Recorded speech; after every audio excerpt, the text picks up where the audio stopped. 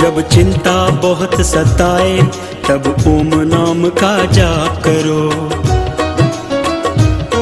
जब चिंता बहुत सताए तब ओम नाम का जाप करो। दुख अंतःकरण दुखाए, दुख अंतःकरण दुखाए, तब ओम नाम का जाप करो।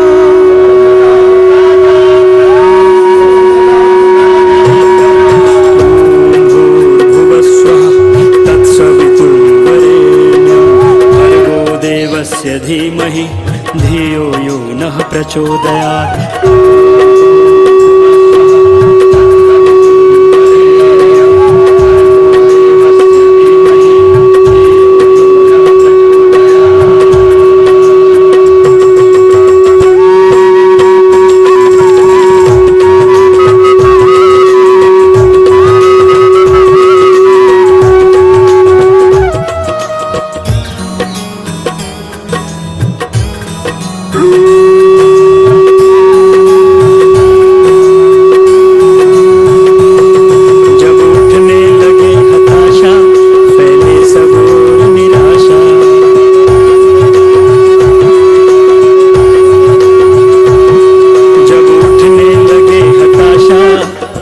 सब ओर निराशा, जब उठने लगे हताशा, फैले सब ओर निराशा। मैं आचार्य प्रवीण, आर्य हिंदी संस्कृत महाविद्यालय चरखी दादरी। आज हम देवयज्ञ अर्थात अग्निहोत्र, हवन आदि के अंदर जो प्रक्रियाएं होती हैं, जिस जिस सामान की आवश्यकता होती है और जो क्रिया होती है, जो विधि होती है, उसका हम थोड़ा सा ज्ञान अर्जन करेंगे, जानेंगे कि किन किन चीज़ों की आवश्यकता यज्ञ के अंदर होती है। सर्वप्रथम हवन कुंड। हवन कुंड के अंदर हम जो दैनिक यज्ञ है या बड़े यज्ञों का जो आयोजन होता है वो उसके ऊपर आधारित होता है। जब दैनिक यज्ञ करते हैं तो हवन कुंड की परिधि अपने अनुसार लेकर के चलें। जितना ऊपर की चौड़ाई होती है उसका चौथाई हिस्सा नीचे का भाग होना चाहिए, और जो एक साइड की जो चौड़ाई होती है वो एक साइड की चौड़ाई के अनुसार उसकी गहराई होनी चाहिए। और हवन कुंड अगर उपलब्ध ना हो तो आप किसी तसले के अंदर, प्रांत के अंदर मिट्टी डाल करके और लगभग 3-4 अंगुल मिट्टी डाल लें, उसको थोड़ा सा पानी से भिगो लें।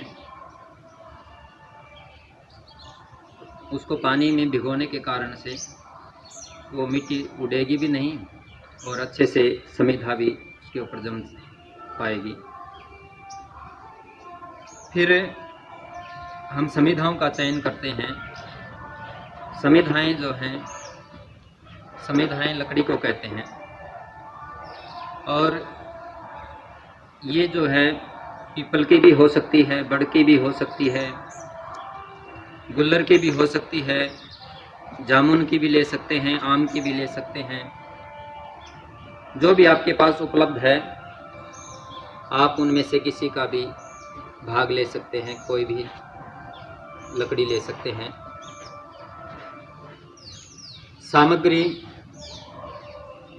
सामग्री के अंदर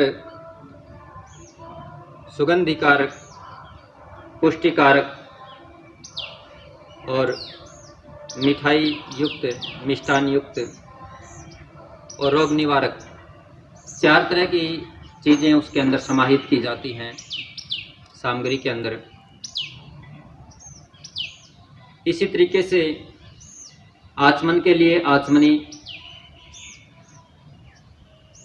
गिलास भी ले सकते हैं और आजमनी भी ले सकते हैं। घृत के लिए पात्र लगभग 1.5 फुट लंबी जो है चम्मच, जिसके अंदर एक छटाक घी आस के उससे आहुति प्रदान करने के लिए, लंबी इसलिए कि हाथ न जले अग्नि के अंदर। दीपक कोई भी, चाहे मिट्टी का हो, चाहे तांबे का हो, पीतल का हो, किसी भी धातु का हो, एक सिल्वर को छोड़ करके।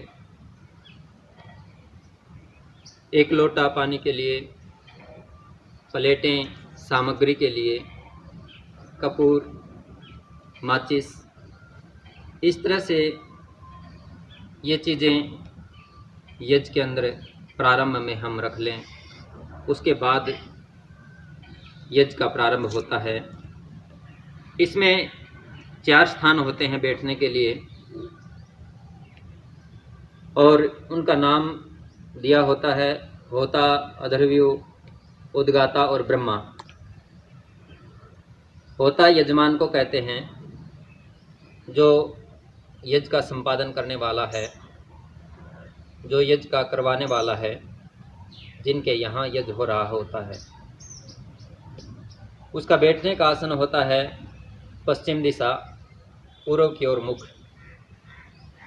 जो अधर्व्यु होता है, अधर्व ध्वर मतलब हिंसा न होने देना, अर्थात उसकी व्यवस्था होती है कि वो यज्ञ की देखरेख करे और हिंसा आदि न हो, संविधाओं का चयन आदि उसका कार्य होता है, अच्छे से यज्ञ की व्यवस्था को चलाना। और उसका आसन होता है उत्तर में और दक्षिणाभिमुख बैठता है वो। फिर उद्गाता, जो मंत्रों का पाठ करने वाला है, मंत्रों को बोलने वाला है, वो पूर्व दिशा के अंदर बैठता है और पश्चिम के अंदर उसका मुख होता है। ब्रह्मा, जो यज्ञ का अधिष्ठाता होता है, जिसकी देखरेख में पूर्ण यज्ञ का आयोजन होता है, वो दक्षिण दिशा में बैठता है, उत्तर की ओर मुख होता है। इस तरीके से ये 4 यज्ञकर्ताओं का विवरण हमारे साहित्य में है, हमारे दर्शनों में है, हमारे प्रक्रियाओं में है। इस तरीके से हम यज्ञ का प्रारंभ करते हैं। ब्रह्मा की देखरेख में यज्ञ होता है, उसका पूर्ण व्यवस्था, सामान की उपलब्धि करवाना यजमान का कार्य है।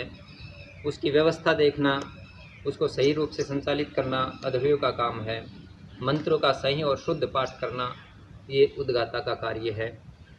इस तरीके से ये हवन अर्थात अग्निहोत्र, जो अग्नि को देवताओं का मुख कहा है और यज्ञ को दुनिया का सर्वश्रेष्ठ कर्म कहा है, आइए हम